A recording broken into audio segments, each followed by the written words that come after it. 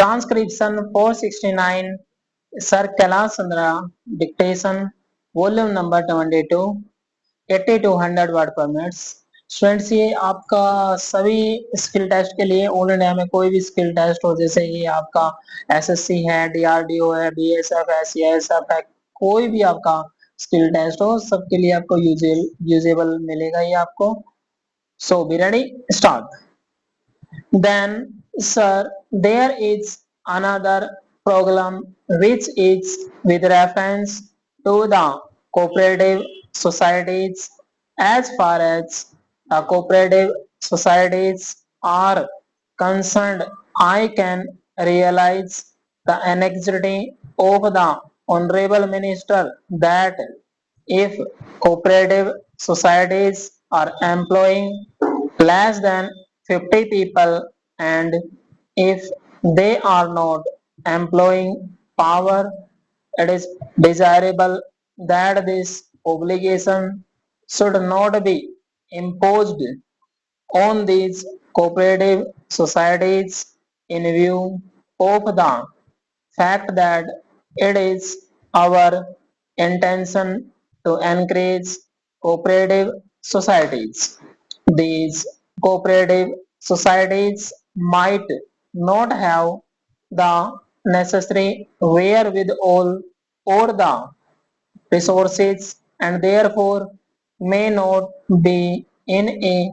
position to contribute to the provident fund. On the other hand, there is another aspect of the question which it is also necessary to take into consideration in this behalf, and it is necessary because this type of protection and many other types of protection are given by way of encouragement to the cooperative societies. Again, there are many unscrupulous people who form some sort of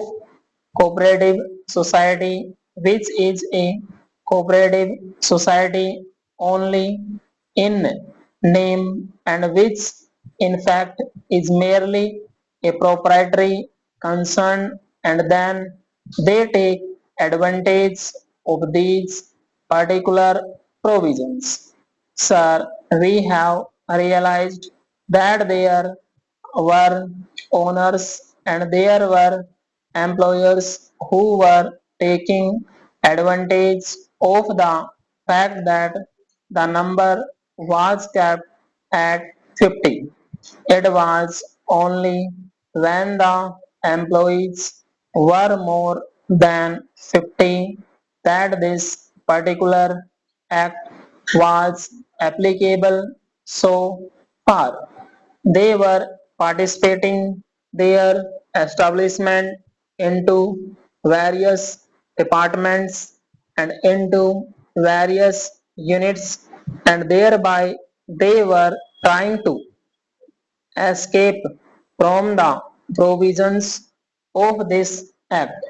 Fortunately, the government has now made it clear in this bill that no such partitioning will be useful to the employer, because even if there is partitioning now, they will all be considered as one consolidated establishment, and if there were more than 20 people employed, then this particular law will be applicable to them. Some such trick is likely to be resorted to by the employer by calling his concern a cooperative society and thereby trying to escape the extension of the benefits that are being provided for the employees in this particular bill. Now, sir, there are Cooperative Societies Acts, and there are cooperative constitutions where it is made compulsory that after a particular employee has worked for a certain number of years in a given establishment, which is a cooperative establishment, that employee automatically becomes a member of the cooperative society. There is a large number of cooperative constitutions of this type where the right of membership in the cooperative society is granted to the employees who are working for a particular number of years in that particular society. I can understand that if this particular bill exempts such societies which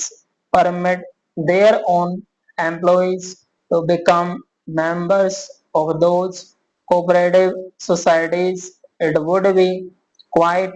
fair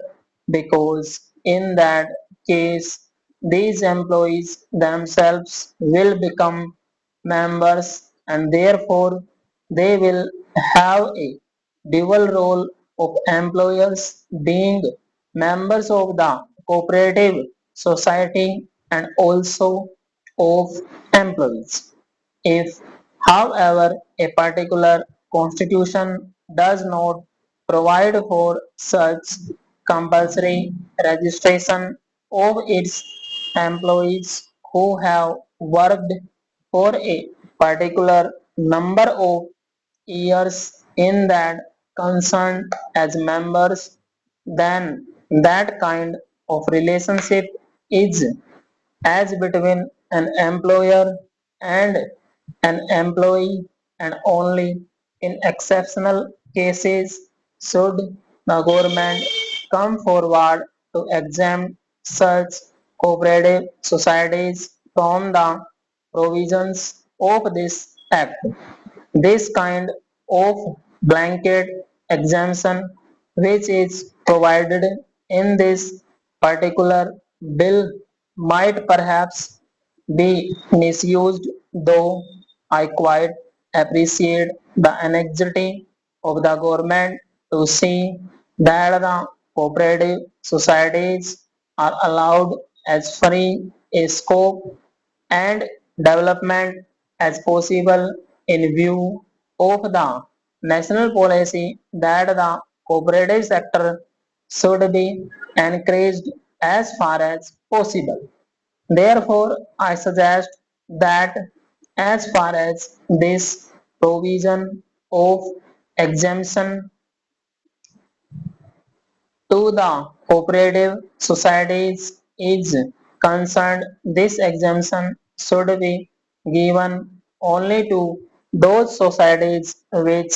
permit their employees to become members of the cooperative societies, and as far as other cooperative societies are concerned, it is only on merit that the exemption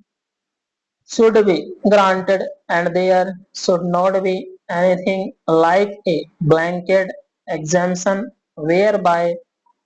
merely because it calls itself a cooperative society, merely because of its being cooperative society, it enjoys the exemption which has been provided therein. Then, sir, there is the question of what is known as the infancy of an industry. Here again, sir, a distinction is made between establishments that employ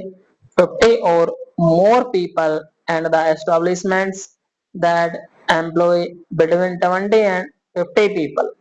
Now, sir, as far as the establishments that employ 50 or more people are concerned, the infancy period is defined as 3 years, while in the case of establishments that employ between say 20 and 50 people, the infancy period is extended up to 5 years. Here again, I do not see any propriety of this particular type of extension. I would like to draw the attention of the Honorable Minister to the fact that there are a large number of industries that are coming up. Full stop.